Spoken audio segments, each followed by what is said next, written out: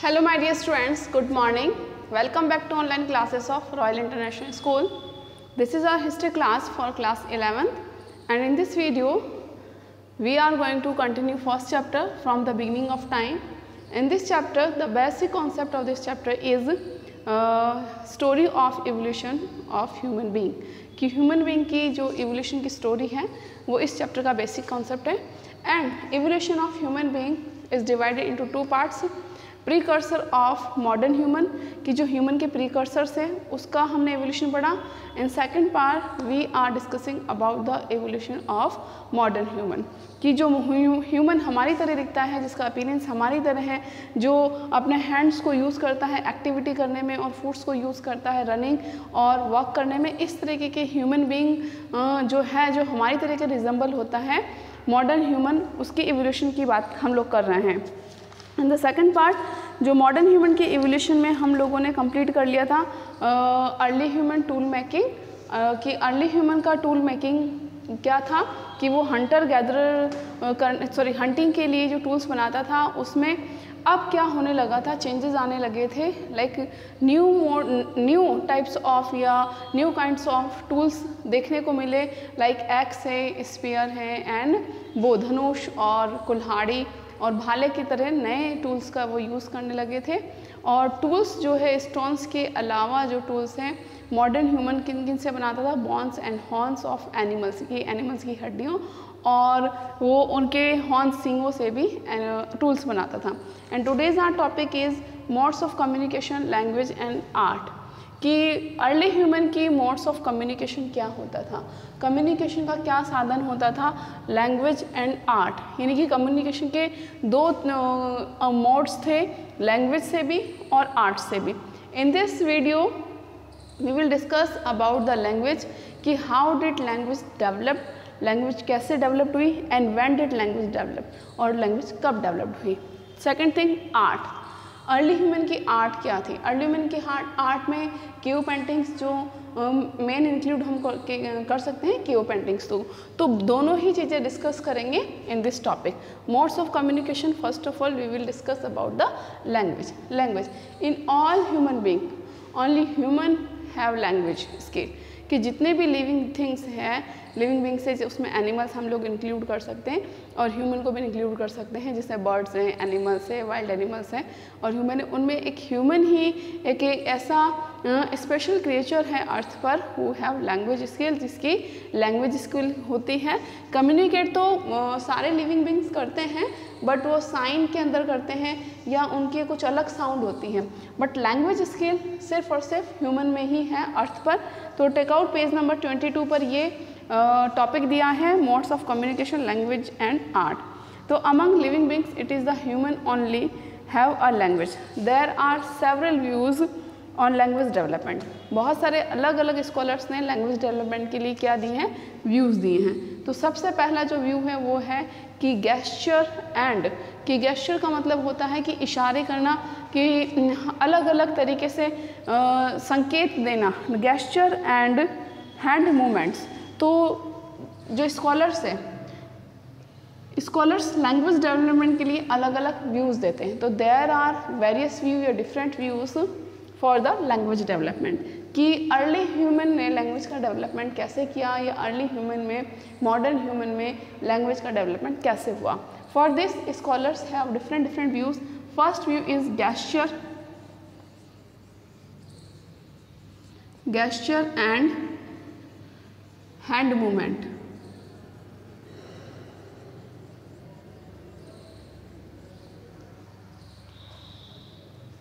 Scholars ही मानते हैं कि इन द बिगनिंग साउंड के पहले या वोकल साउंड के पहले, वर्ड्स के पहले जो कम्युनिकेशन होता था वो थ्रू गेस्चर और हैंड मूवमेंट से होता था.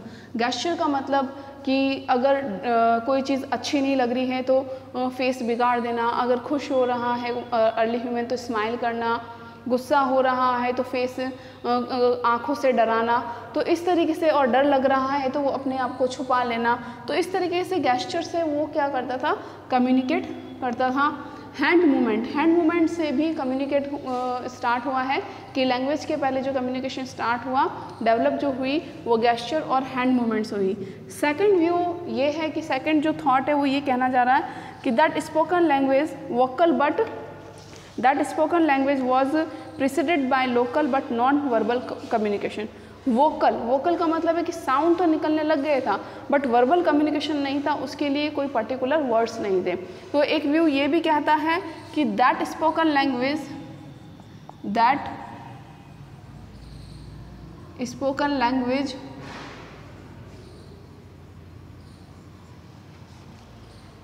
was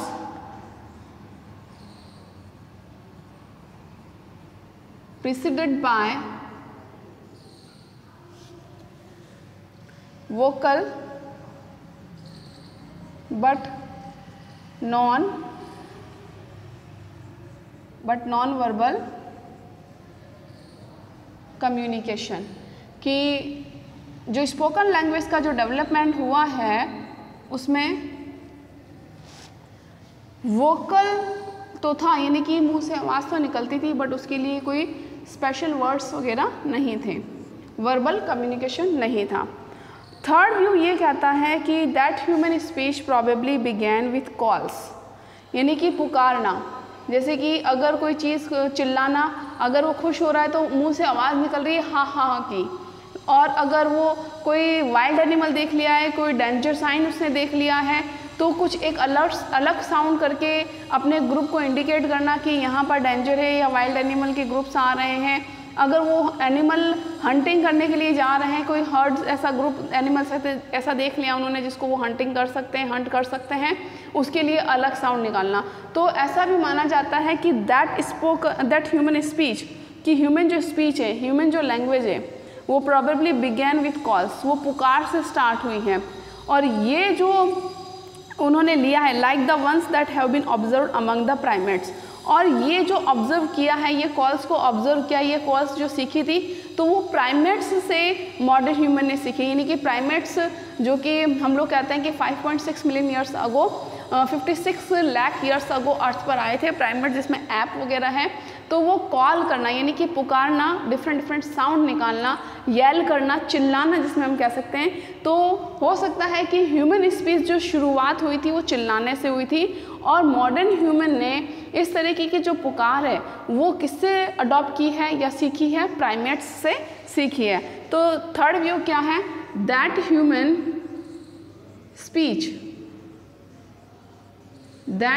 स्पीच बिगैन, किससे शुरू हुई? From with calls, began probably began with calls,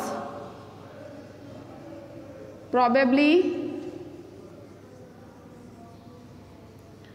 began with calls। ये कॉल से यानी कि पुकार से शायद ह्यूमन स्पीच स्टार्ट हुई है, ऐसा एक स्कॉलर्स मानते हैं। पहला तो माना है कि गेस्चर और हैंड मूवमेंट से क्या हुई है? कम्युनिकेशन हुई है।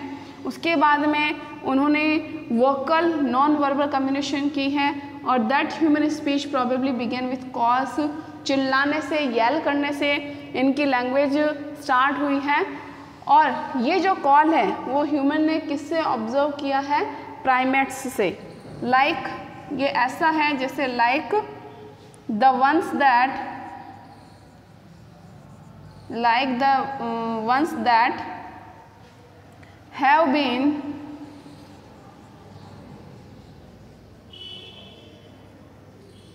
observed among primates,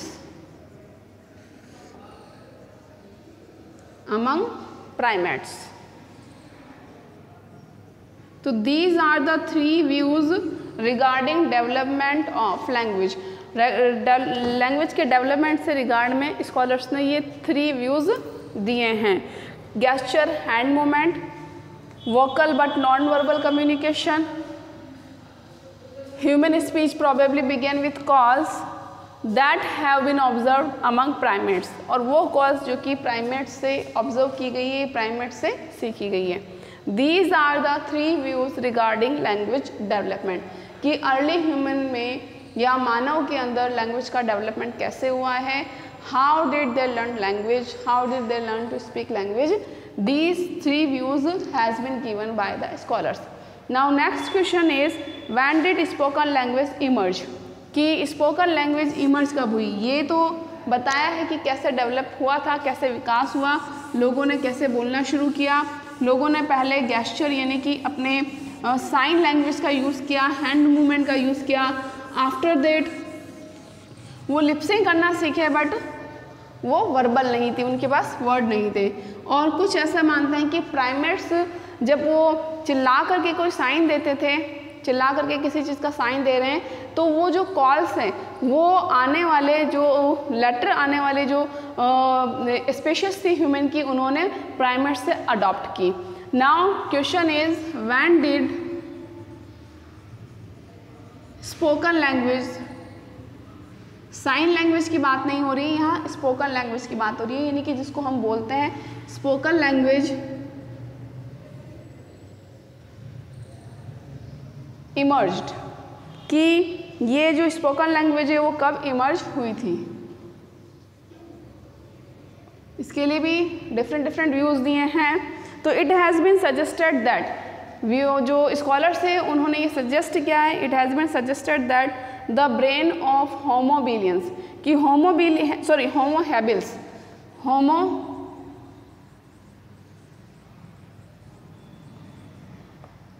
हैबिल्स। अब ये होमो हैबिल्स क्या है, अगर आपको याद हो तो होमो की 3 स्पेशीज मैंने बताई थी। होमो की 3 ब्रांचेस थी, जिसमें होमो इरेक्ट थी, होमो हिबल्स थी और होमो सेपियंस थी। तो ये 3 क्या थी, 3 ब्रांचेस थी होमो की। होमो की कितनी ब्रांचेस हैं बेटा, 3 ब्रांचेस हैं, homo habilis, homo erect, homo habilis, homo erect, sorry, और थर्ड कौन सी थी, होमो सेपियन, होमो सेपियंस।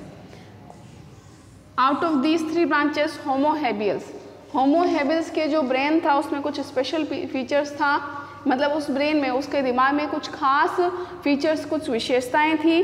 तो certain features which would have, और शायद उस स्पेशल फीचर ने ही which would have made it possible for them to speak, और उस स्पेशल फीचर की हेल्प से ही उनको बोलने की पॉसिबिलिटी आई हो, कि उनमें बोलने की हैबिट या बोलने की जो स्किल है वो डेवलप हुई हो।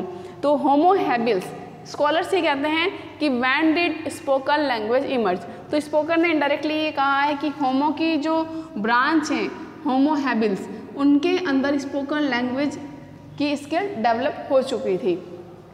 तो it has been suggested that homo habilis, the brain of homo habilis had certain features, इनमें दिमाग में, इनके माइंड में कुछ स्पेशल फीचर्स थे, ये वाइज थे, सोचने वाले थे, ठीक है, बुद्धिमान थे। तो homo habilis, the brain of homo habilis had certain features, उनमें कुछ सर्टेन फीचर्स थे which may have which would have been developed skill of language, जिसने इनकी जो स्पेशल फीचर्स थे उन्होंने स्पोकन लैंग्वेज की स्किल को क्या किया होगा, डेवलप किया होगा। तो यहाँ पर लिखा है the brain of homo habilis had certain features which would have made it possible for them to speak, और उस स्पेशल फीचर की वजह से ही ये एबल हो सके थे लैंग्वेज बोलने में। लैंग्वेज में have developed as early as 2 million years ago, और इस तरीके से जब होमो हैबिल्स स्पोकन लैंग्वेज में स्किल उनमें डेवलप हो चुकी थी, तो इसका मतलब क्या है, 2 million years ago spoken language emerge हुई थी। लैंग्वेज में have developed as early as 2 million years ago, the evolution of vocal tract was equally important, और जो था इवोल्यूशन यानी कि मतलब होता है डेवलपमेंट, और वोकल ट्रैक्ट यानी कि शब्दों का जो डेवलपमेंट है वो कब होने लगा, 200 ईयर्स अगो ये डेवलपमेंट होने लगा। अब हम बात करते हैं थर्ड सजेस्टेड क्या करें, एक ने तो क्या कहा है 2 मिलियन ईयर्स अगो हुआ है, एक स्कॉलर्स ये सजेस्ट कर रहा है, दूसरा कर रहा है कि वोकल ट्रैक्ट जो हुआ है वो ईयर्स अगो हुआ है, और थर्ड जो है वो क्या कह रहा है 200,000 ईयर्स हो गए हुआ है। And third suggestion is that language developed around the same time as art, that is around 40,000 and 35,000 years ago. और थर्ड स्कॉलर्स का व्यू ये सजेस्ट करता है कि लैंग्वेज एंड आर्ट दोनों ही एक साथ डेवलपमेंट हुई थी, वो पीरियड था 40,000 और 35,000 ईयर्स अगो। तो इस तरीके से लैंग्वेज का इमर्ज के लिए अलग अलग व्यूज़ हैं कि कुछ लोग 2 मिलियन ईयर्स अगो मांगते हैं, 200,000 ईयर्स अगो, और 40,000 ईयर्स और 35,000 ईयर्स अगो इसका डेवलपमेंट मांगते हैं। And the third suggestion suggest that the development of language and art both took place once, और दोनों ही एक ही बार में इनका डेवलपमेंट हुआ था, लैंग्वेज का और आर्ट का। तो लैंग्वेज का डेवलप कैसे हुआ ये हमें पता चला कि पहले गेस्चर और हैंड मूवमेंट से होता था, और जो फिर बाद में उन्होंने कहा कि वोकल तो हुआ बट वर्बल कम्युनिकेशन नहीं था। थर्ड ये था कि दैट ह्यूमन स्पीच जो है वो प्रॉबेबली बिगेन हुई थी कॉल्स के साथ में, कि वो जो कॉल्स है वो ऑब्जर्व हुए थे प्राइमेट्स से, यानी कि जो पुकार है वो चिल्लाहट है, येल करना, ये सब। और इसके बाद में ये बात हुई कि when did spoken language emerge, तो स्पोकन लैंग्वेज इमर्ज कब हुई थी। इट हैज़ बीन सजेस्टेड, ये सब माना जाता है कि होमो हैबिल्स में कुछ स्पेशल ब्रेन फीचर्स थे जिन्होंने इनको पॉसिबल बनाया था फॉर स्पीक लैंग्वेज के लिए। एंड दिस टाइम, वो टाइम कौन सा था, 2 मिलियन ईयर्स अगो। और एक ग्रुप ये सजेस्ट करता है कि वोकल ट्रैक्ट का जो इवोल्यूशन हुआ था वो 200,000 जो है ईयर्स अगो हुआ था, और यानी कि 2 लाख ईयर्स अगो, और 40,000 ईयर्स से 35,000 ईयर्स अगो के बीच में आर्ट और लैंग्वेज दोनों का ही डेवलपमेंट हुआ था। अब हम बात करते हैं आर्ट के लिए। तो अर्ली ह्यूमन की जो आर्ट है वो केव पेंटिंग के फॉर्म में हम लोगों को दिखाई देती है। तो कम्युनिकेशन विथ आर्ट, कि लैंग्वेज से तो कम्युनिकेट होता ही था। कम्युनिकेशन का मीनिंग होता है कि अपने फीलिंग्स को दूसरे तक बताना, दूसरों तक शेयर करना। तो लैंग्वेज से तो कम्युनिकेशन स्टार्ट हुआ ही था। ये लोग आर्ट से भी कम्युनिकेट करते थे। Art was also mode of communication. Art से भी ये एक दूसरे को अपनी बातें शेयर करते थे। और आर्ट में जो कॉमन था वो कौन सा था, cave painting, cave paintings. Cave paintings से ये अपनी आर्ट को शो करते थे, और उसमें मोस्ट ऑफ ये शो केव पेंटिंग में ये क्या ड्रॉ करते थे, हंटिंग सीन ड्रॉ होता था, पॉट मेकिंग सीन ड्रॉ होता था, और टूल्स के कुछ पिक्चर्स भी ड्रॉ किए जाते थे।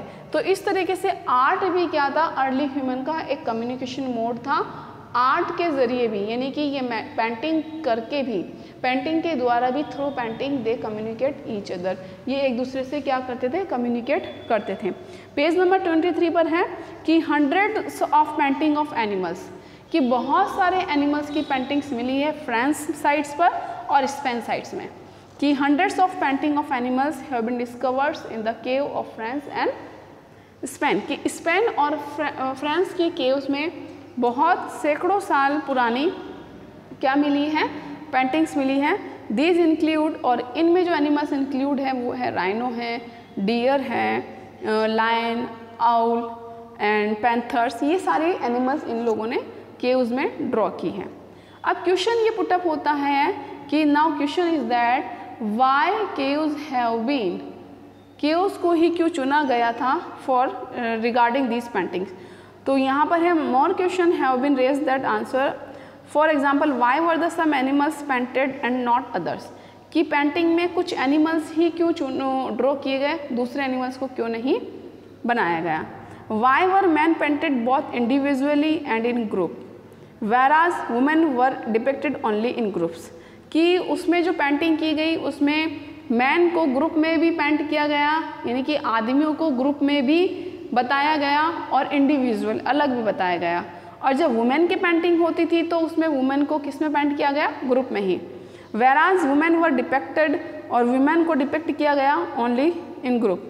why were men painted near animals but never women, और पेंटिंग के अंदर जब हंटिंग सीन वगैरह वो हो रही हैं उसमें मैन को ही शो किया गया कि जानवरों के पास मैन को ही डिपिक्ट किया गया है, वुमेन को नहीं। Why were groups of animal painted in the section of cave where sound carried well? तो यहाँ पर है, और एक चीज़ ये भी है कि caves को ही क्यों चुना गया था? Why do some areas of cave have painted and not others? कि caves के कुछ एरियाज़ को ही पेंट क्यों किया गया, अदर एरिया में पेंटिंग क्यों नहीं की गई? तो इसके क्वेश्चन ये पुटअप हो रहा है कि वुमेन को सेपरेट दिखाया गया था, वुमेन को ग्रुप में दिखाया गया, वुमेन को हंटिंग सीन में नहीं शो किया गया, और हंटिंग सीन में सिर्फ और सिर्फ मैन को शो किया गया था। मैन को ग्रुप और इंडिविजुअल दोनों में ही डिपिक्ट किया गया, और केव्स के कुछ पार्ट ही क्यों चूज़ किए गए थे पेंटिंग के लिए? तो इसका आंसर ये है कि मतलब पेंटिंग करने के लिए अर्ली ह्यूमन ने अपने आर्ट के लिए अर्ली ह्यूमन ने केव्स को ही क्यों सेलेक्ट किया? तो आंसर ये है द केव में भी क्या हो सकता था, might be place of meeting of early human, कि केव्स हो सकता है कि अर्ली ह्यूमन का मीटिंग प्लेस हो, कि वो वहाँ पर अगर मीटिंग करते हो तो वो केव्स में ही मिलते हो, तो इसलिए वो लोग केव्स में आर्ट के थ्रू कम्युनिकेट करते थे एक दूसरे को, वो अपना फीलिंग शेयर करते थे। यहाँ पर ये one is that because of the importance of hunting. एक चीज़ तो ये है कि एनिमल्स ही, कुछ एनिमल्स को ही क्यों पेंट किया था, क्वेश्चन ये आ रहा है। तो रीज़न ये बताया गया है कि because of the importance of hunting the paintings of animal were associated with rituals and magic, यानी कि जो एनिमल्स की जो पेंटिंग की क्यों की जाती थी, क्वेश्चन ये आ रहा है।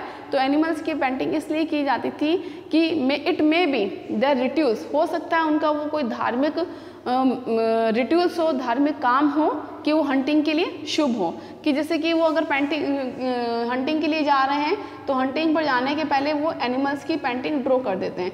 तो यहाँ पर क्वेश्चन हो रहा है कि वो सम एनिमल्स की पेंटिंग क्यों ड्रॉ करते थे, अदर एनिमल्स की क्यों नहीं करते थे? तो यहाँ पर ये बताया गया है the painting of animals were associated with rituals and magic, कि जो जानवरों की जो पेंटिंग करते थे वो किसी जादू या किसी रिट्यूल से जुड़ी थी, यानी कि अगर वो एनिमल्स की पेंटिंग करेंगे तो उनके लिए थोड़ा सा ऑस्पिशियस हो सकता है, शुभ हो सकता है, इसलिए वो जानवरों की पेंटिंग करते थे। The act of painting could have been a rituals to ensure a successful hunt, और एक्ट ऑफ पेंटिंग और एनिमल्स की पेंटिंग करना शायद एक ऐसा एक्ट होगा, एक ऐसा उनकी क्रिया होगी जिससे उनकी हंटिंग क्या होगी, सक्सेस होगी। अनदर एक्सप्लेनेशन, एक और एक्सप्लेनेशन ये दिया गया है, these cave were possible meeting place for small group of people और लोकेशन फॉर ग्रुप एक्टिविटीज़, कि ये इन केव्स में ही क्यों पेंटिंग की जाती थी? केव्स में ही पेंटिंग इसलिए की जाती थी, वो पहाड़ों पे उन्होंने पेंटिंग क्यों नहीं की, किसी भी बाहर के पत्थर पे पेंटिंग क्यों नहीं की? Caves were chosen for the painting, क्यों चूज़ किए गए? It might be place of meeting for small group, ये हो सकता है कि छोटे छोटे ग्रुप का क्या हो, मीटिंग प्लेस हो, कि छोटे छोटे ग्रुप यहाँ पर मिलते हों, और लोकेशन फॉर ग्रुप एक्टिविटीज़, या फिर अगर ग्रुप में लोगों को मिलना हो तो ये केव के स्थान पर ही मिलेंगे। These groups could share hunting techniques, और ये यहाँ पर आकर के एनिमल हंटिंग सीन बनाते थे। तो एनिमल हंटिंग सीन को ही क्यों पेंट किया गया? तो may be from through these paintings they shared technique of hunting, कि हो सकता है कि वो हंटिंग सीन के ज़रिए या हंटिंग सीन को पिक्चर बना करके हो सकता है वो एक दूसरे ट्रांसफ़र कर रहे हों, कम्युनिकेट कर रहे हों हाउ टू डू हंट, कि हंट कैसे किया जाता है। जैसे सपोज़ कीजिए एक ग्रुप में सीनियर पर्सन है, वो उसको हंटिंग करनी आती है, तो कम्युनिकेशन का हम बात कर रहे हैं आर्ट के लिए, तो वो क्या कर रहा है, सीन बना रहा है, हंटिंग सीन बना रहा है। तो हंटिंग सीन के ज़रिए वो कम्युनिकेट कर रहा है, वो अपनी जनरेशन को सिखा रहा है, अपने साथ वाले को सिखा रहा है हाउ टू हंट, कि हंट कैसे करते हैं, शिकार कैसे करते हैं। तो इस तरीके से वो हंटिंग टेक्निक को शेयर करते थे पेंटिंग के through. These groups could share hunting techniques and knowledge while painting and graving served as the media for passing information. इसी तरीके से यहाँ पर आया है कि वाइल पेंटिंग एंड एनग्रेविंग, की जो पेंटिंग वो करते थे और एनग्रेव यानी कि जो खुदाई करके जो पिक्चर वगैरह बनाते थे जानवरों की, वो एज ए सोर्स ऑफ क्या था, इंफॉर्मेशन था, सोर्स ऑफ पासिंग इंफॉर्मेशन, कि ये एक ऐसा साधन था जिससे इंफॉर्मेशन पासिंग होती थी from one generation to next generation. तो इस तरीके से हमने पढ़ा कि लैंग्वेज और आर्ट अर्ली ह्यूमन के दोनों ही क्या थे, मोड्स ऑफ कम्युनिकेशन थे। आर्ट में वो लोग हंटिंग सीन वगैरह बनाते थे और टूल मेकिंग सीन भी बनाते थे, and they share hunting technique and tool making technique from one generation to another generation. Language कैसे इमर्ज हुई और कब इमर्ज हुई, इसको भी हमने इनके लिए 3 क्या दिए थे, व्यूज़ दिए थे। We have completed this topic. Now next topic are only 2 topic remaining related to this chapter. इस चैप्टर से सिर्फ 2 टॉपिक ही बच रहे हैं जो कि हम कल स्टार्ट करेंगे। Hunter gatherer societies from the present to past, यानी कि अब हम बात करेंगे उन ग्रुप्स की जो हंटर गैदरर पास्ट में भी थे और प्रेजेंट में भी कई जगह हंटर गैदरर लोग मिल जाते हैं, यानी कि अर्ली ह्यूमन की कुछ प्रजातियां यहाँ मॉडर्न टाइम पर भी मिल जाती है। We will discuss about this in our next video. I hope you like the video. Please like the video and subscribe the channel. Till then, bye bye, stay home and stay safe.